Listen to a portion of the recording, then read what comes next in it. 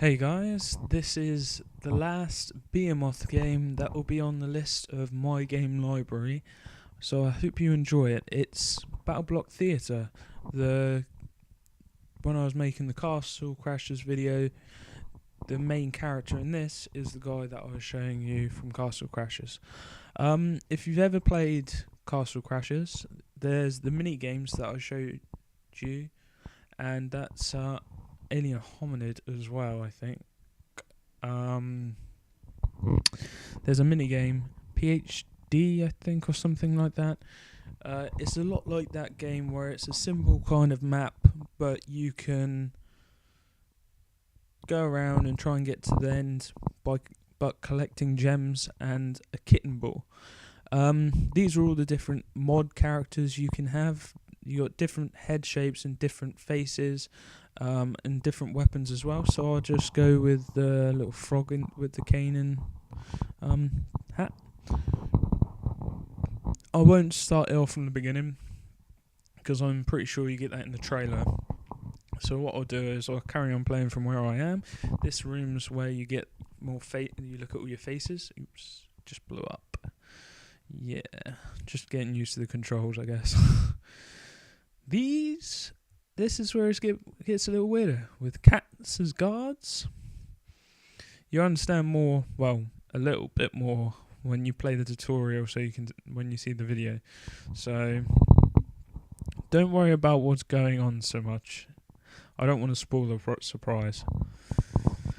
It's a pretty straightforward game, as I said, like a map. You get jump, attack button, weapon button, help button, and like action button trigger, basically. I'm quite far into the game, so it's quite hard.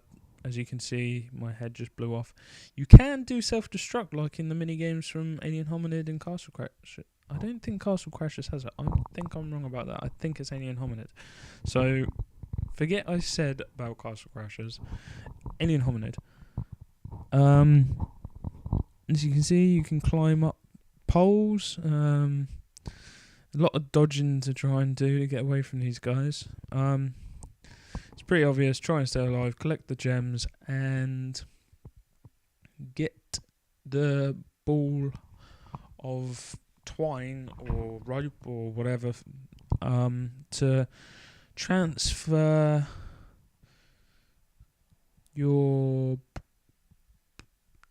the balls of twine that you collect. You can use as currency to buy weapons, but there's not many weapons that you can buy. I'd say there's about 10, so it's up to you whether you collect them after that. The gems go to new faces, so you go into the little shop area, and you get to buy new faces for your characters to basically create new characters. You can also create maps in this, so you can make your own map, which is pretty cool. I've played online, and there's some buttholes basically making maps. They make maps where they know how to get out of it, but it's impossible otherwise unless you just die a million times. So it's a bit of a pain. The local play is really good on this. It's really fun. It's only 2-player through the story mode though, which I find 4-player would have made it a little better, especially as you can do Castle Crashers 4-player. They shouldn't have taken a step back there. You got loads of gameplay. You got loads of little things that just freak you out and make you think, what the hell's going on here? Just like Behemoth's games, I guess. There's secret levels in certain areas, which is pretty cool. It's got a great soundtrack to that those areas. If you can find it, you'll love it. Every time you die in this game, Hattie Hattington, I think his name is, will insult you and say a comment, especially if you die early in the game. So I've had quite a few comments from Hattie Hattington from here. Try and say that 3 times in a row. Hattie Hattington, Hattie Hattington. Yeah. Some of them are a little more complicated. You do get extra bonus medal if you do it in a certain amount of time. As you can see, I haven't got many of them, but it doesn't stop you from going through the game again and just trying to get them all.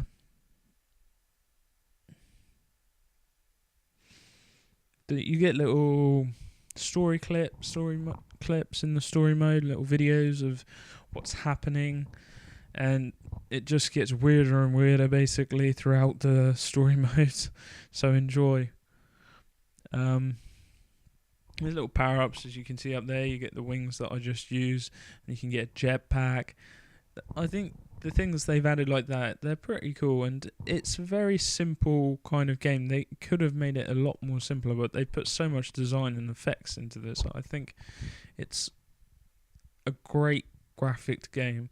I like the simple kind of cartoony graphics. That's why I love behemoth games.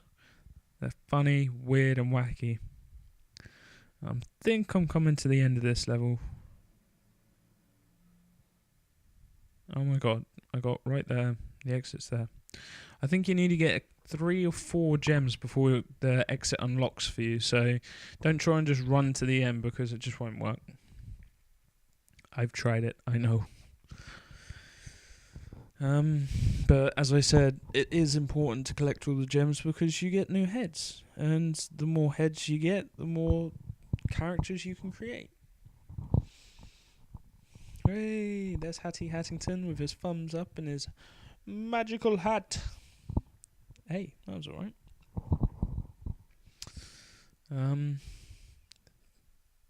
Second area. I'll probably show you guys through this one and then leave it at that, because there is a lot of these levels that, if you watch, they're just kind of the same kind of thing.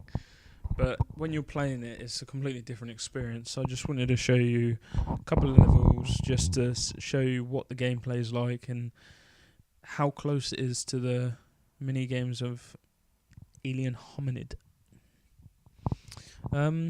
If you've played and got a save or achievements from Alien Hominid, and Castle Crashers, you will get a special head, so you get an Alien Hominid head and the Castle Crashers head, which I think is pretty cool as well. Just like if you have this game and Castle Crashers, you can get Hattie Hattington as a character. I'm going to figure out how to get out of here.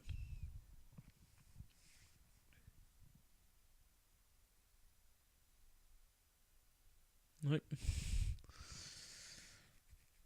You will get stumped at these now and again, which is a bit of a pain, but it's the whole idea of the puzzle.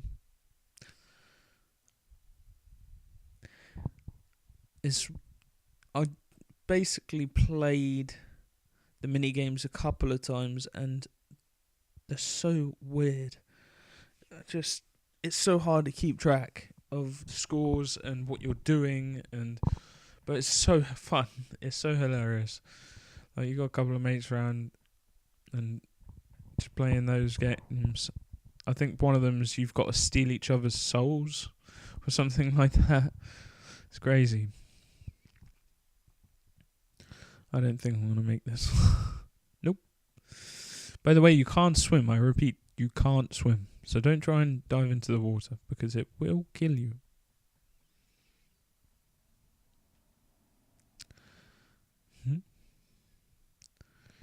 This is the third game of their series, so you can see that it is a behemoth game. The quality, the gameplay, the effects, I think they're great, to be honest. I put them in my top 10 of game libraries, arcade games, I'd say.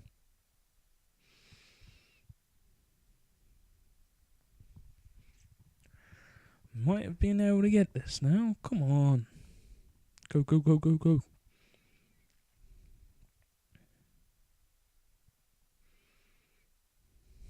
It just fits the suit of climbing up there. a koala. Pick that head right, I think. I'm not going to be able to get that.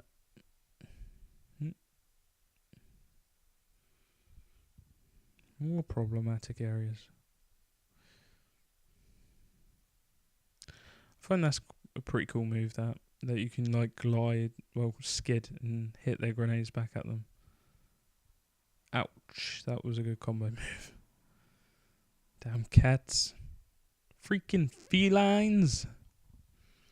There you go, have a frog. Nope. That away. Hooray, now all the exits open. I can make my way out. If I can make it in one piece. Which it does not look possible.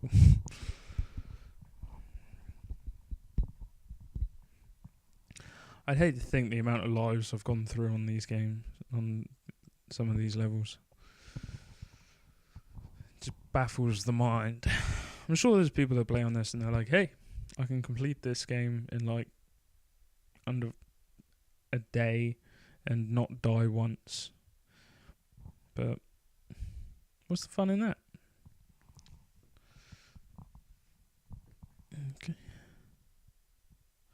I advise when you're looking for a game on this, probably to create and make a match. It seems to go a lot faster than trying to look for a game, which happens in a lot of arcade games, to be honest. Well, there you go. That's the end of the second level, so I'll see you in the next game. I hope you enjoyed the video. And this is Undead Care Bear. See you later.